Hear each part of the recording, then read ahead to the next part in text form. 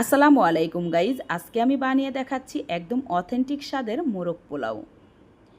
ঠিক বাবুর্চিরা যেভাবে রান্না করে সেই রেসিপিতে, কিন্তু আজকের মোরগ পোলাওটা একদম সহজ করে রান্না করে দেখাচ্ছি। আশা করি আজকের রেসিপিটা আপনাদের অনেক ভালো লাগবে আর অনেকটা উপকারেও আসবে। আর বাসায় তো অবশ্যই রান্না করে খাবেন, তাই না? তাহলে চলুন রেসিপিটা শুরু করি। প্রথমত একটা হাঁড়িতে আমার প্রয়োজন মতো দেশি মুরগির পিস নিয়েছি। আমি এখানে দেশি মুরগি নিয়েছি, আপনারা আপনাদের পছন্দ মতো যে কোনো মুরগিই নিতে পারেন। দিয়ে দিচ্ছি 1 টেবিল চামচ লবণ, আরও দিচ্ছি 2.5 টেবিল চামচ ভর্তি করে লাল মরিচের গুঁড়া। এখন লবণ আর মরিচের গুঁড়াটা হাত দিয়ে ভালোভাবে মাংসের গায়ে ডলে ডলে মেখে নিচ্ছি, তাতে করে মাংসের কালারটা সুন্দর হবে। আপনারা চাইলে এভাবে মেখে আধা ঘন্টা বা 1 ঘন্টা রেস্টে রেখে দিতে পারেন। আমি রাখবো না, আমি সাথে সাথেই রান্না করে নিচ্ছি। দিয়ে দিচ্ছি 2 টেবিল চামচ ভর্তি করে আদা রসুন বাটা। আরও দিয়ে দিচ্ছি 2 টেবিল চামচ পরিমাণ পেঁয়াজ বাটা। আপনারা চাইলে পেঁয়াজটাকে কুচি করে কেটেও দিতে পারেন। দিচ্ছি 1 টেবিল চামচ ভর্তি করে বাদাম বাটা। আমি এখানে কাঠবাদামটা বেটে নিয়েছি। দিয়ে দিচ্ছি শাহি জিরা বাটা। দিচ্ছি জয়ফল জয়ত্রী বাটা। আরও দিচ্ছি পোস্তদানা বাটা। এই মশলাটা আপনারা আপনাদের প্রয়োজন মতো দিয়ে নেবেন। এখন আমি এই বাটিটা ধুয়ে একটু পানি দিয়ে দিচ্ছি। দিচ্ছি 1 কাপ টক দই। দিচ্ছি 2 টেবিল চামচ টমেটোর সস। দিচ্ছি হাফ টেবিল চামচ চিনি। চিনিটা কিন্তু অবশ্যই দিতে হবে। এখানে আরও দিয়েছি 2 টেবিল চামচ জিরার গুঁড়া, 1 টেবিল চামচ ধনিয়ার গুঁড়া, 1 টেবিল চামচ টেস্টিং সল্ট। বিটুটা স্কিপ হয়ে গেছে, তার জন্য দুঃখিত। এই মশলাগুলো কিন্তু অবশ্যই দিতে হবে।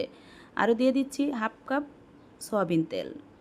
দিচ্ছি 1 মুঠো পেঁয়াজের বেরেস্তা। সর্বশেষ দিয়ে দিচ্ছি 1 কাপ লিকুইড দুধ। আমি কিন্তু এই রান্নাতে আর কোনো পানি ব্যবহার করব না। এই দুধটা দিয়েই প্রায় 25 থেকে 30 মিনিট সময় নিয়ে মিডিয়াম আঁচে আমি রান্না করে নিব। এখন সব কয়টা উপকরণ আমি হাত দিয়ে ভালোভাবে মেখে মিশিয়ে নিচ্ছি। এইভাবে মেখে একবার হলো রান্না করে খেয়ে দেখুন। একবার যদি রান্না করেন তাহলে দেখবেন সব সময় এইভাবেই রান্না করবেন, কারণ এই রান্নাটা খেতে জানি অসম্ভব মজার হয়। আর সময় নিয়ে দাঁড়িয়ে থেকে মাংস কষানোর ঝামেলাও থাকে না। একদম সহজ রান্না, কিন্তু খেতে অসম্ভব মজার হয়। এই তো দেখেন সব কয়টা উপকরণ কিন্তু আমি ভালোভাবে মেখে মিশিয়ে নিয়েছি। এখন আমি ঢাকনা দিয়ে ডেকে চুলায় আগুন দিয়ে 5 মিনিটের মতো রান্না করে নিচ্ছি। 5 মিনিট পর ফিরে আসলাম। ঢাকনাটা উঠিয়ে আমি নিচ থেকে নেড়ে দিচ্ছি। আর এই কাজটা কিন্তু অবশ্যই করতে হবে, ঢাকনাটা উঠিয়ে কিছুক্ষণ পর পর নেড়ে দিতে হবে, তা না হয় কিন্তু নিচে লেগে যাবে। কারণ এখানে যে কাঠবাদাম, পোস্তদানা, তারপর টক দই দেওয়া হয়েছে, নিচে কিন্তু লেগে যাওয়ার সম্ভাবনাটাই বেশি। তো দেখেন আমি 20-25 মিনিটের মতো একদম মিডিয়াম আঁচে রান্না করে নিয়েছি। মাংসটা কিন্তু সিদ্ধ হয়ে গেছে। রান্নাটা একদম শেষ পর্যায়ে। এখন আমি উল্টিয়ে পাল্টিয়ে ভালোভাবে নেড়ে দিচ্ছি আর একদম লো আঁচে রেখে এখন দিয়ে দিচ্ছি 1 মুঠো পেঁয়াজ বেরেস্তা। দিয়ে দিচ্ছি কয়েকটা কাঁচামরিচ। দিচ্ছি কিশমিশ। আর দিয়ে দিচ্ছি 2 টেবিল চামচ ঘি। ঘিটা কিন্তু এ পর্যায়ে এসে অবশ্যই দিতে হবে, তাহলেই কিন্তু শাহি ফ্লেভার পাবেন। দিয়ে দিচ্ছি 1 টেবিল চামচ কেওড়া জল। এখন ঢাকনা দিয়ে ডেকে একদম লো আঁচে 5 মিনিট রেখে দেব। 5 মিনিট পর আমি ঢাকনাটা উঠিয়ে নিচ্ছি। দেখেন দেখতে কতটা সুন্দর হয়েছে, মানে কালারটাও কিন্তু খুব সুন্দর হয়েছে। আপনারা চাইলে এভাবে কিন্তু মুরগি রোস্টও রান্না করতে পারেন। এখন এক পাশে রেখে এদিকে একটা পাতিলে নিয়ে নিয়েছি 6 কাপ পানি। আমি 3 কাপ চালের জন্য 6 কাপ পানি নিয়েছি। এখন আমি পানির ভিতরে দিয়ে দিচ্ছি গরম মশলা, তেজপাতা, দারচিনি, এলাচ, কালো গোলমরিচ। দিচ্ছি স্বাদ মতো লবণ। দিচ্ছি 1 টেবিল চামচ আদা রসুন বাটা, 1 টেবিল চামচ বাদাম বাটা। দিচ্ছি হাফ কাপ টক দই। দিচ্ছি পেঁয়াজের বেরেস্তা। দিচ্ছি 2 টেবিল চামচ গুঁড়ো দুধ।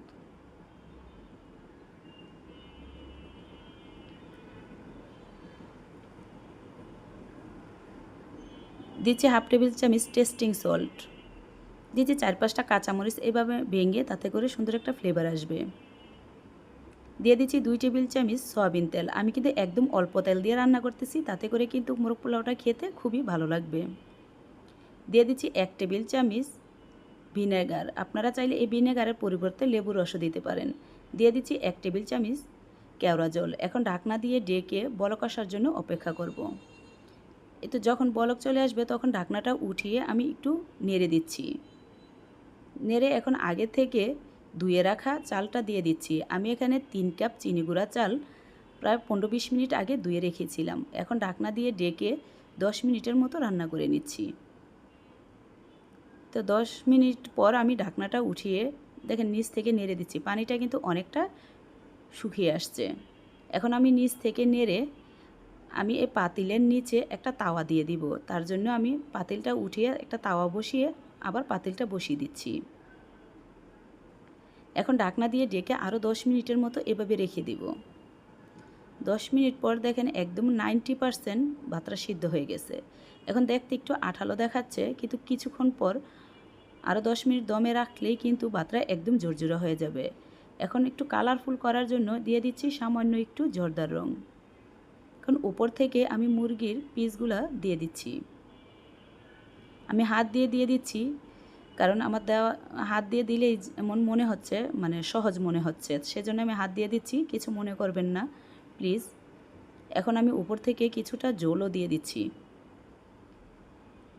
আমি সবটা ঝোল দিব না, কারণ আমার ছেলেমেয়েরা মানে এভাবে হালকা একটু ঝোল নিয়ে খেতে পছন্দ করে, সেজন্য আমি অল্প ঝোল রেখে দিচ্ছি।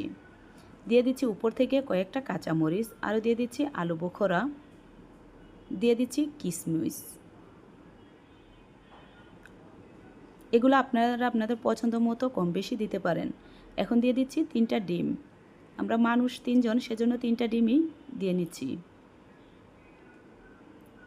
দিয়ে দিচ্ছি পেঁয়াজ বেরেস্তা, 1 মুঠো ভর্তি করে আমি দিয়েছি। দিয়ে দিচ্ছি কেওড়া জল 1 টেবিল চামচ। দিয়ে দিচ্ছি ঘি 2 টেবিল চামচ। অবশ্যই কিন্তু ঘিটা শেষ পর্যায়ে এসে দিতে হবে, তাহলে কিন্তু একদম শাহি একটা ফ্লেভার আসবে, একদম বিয়েবাড়ির মতো। এখন ঢাকনা দিয়ে ঢেকে প্রায় 30 মিনিটের মতো আমি একদম লো আঁচে দমে রেখে দিচ্ছি। 30 মিনিট পর ফিরে আসছি। ঢাকনাটা উঠে সাথে সাথে যে কি সুন্দর একটা ঘ্রাণ আসছে আপনাদেরকে বলে বোঝাতে পারবো না। আমার ঘরের সদস্যরা সব পাকঘরে চলে আসছে, কি রান্না করতেছো, কি রান্না করতেছো, এত সুন্দর ফ্লেভার। আশা করি আপনারা একবার হলেও এভাবে রান্না করে খাবেন, দেখবেন কতটা মজার হয় এই মোরগ পোলাওটা। তো দেখেন আমি উপর থেকে মাংসগুলো উঠিয়ে নিচ্ছি, তাতে করে যে আমি ভাতটা নিচ থেকে উল্টে পাল্টিয়ে নেড়ে দেব, মানে তাতে সুবিধা হবে। তো আমি নিচ থেকে ভালোভাবে নেড়ে দিচ্ছি, নেড়ে মিশিয়ে নিচ্ছি। এই রান্নাটা একবার হলো বাসায় রান্না করে খাবেন, আর দেখবেন ছোট বড় সবাই অনেক পছন্দ করে খাচ্ছে। আর যাদেরকে খাওয়াবেন তারা কিন্তু আপনার এই রেসিপিটা জানতে চাবে আর বলবে কোন রেস্টুরেন্টেতে মোরগ পোলাওটা নিয়ে আসা হয়েছে, এতটা মজার হয়। আশা করি রেসিপিটা আপনাদের অনেক ভালো লাগবে। যদি ভালো লেগে থাকে তাহলে প্লিজ একটা লাইক, কমেন্ট আর একটা সাবস্ক্রাইব করে পাশে থাকবেন। আজ এখানে বিদায় নিচ্ছি, আবারও দেখা হবে অন্য কোনো রেসিপিতে। খোদা হাফেজ।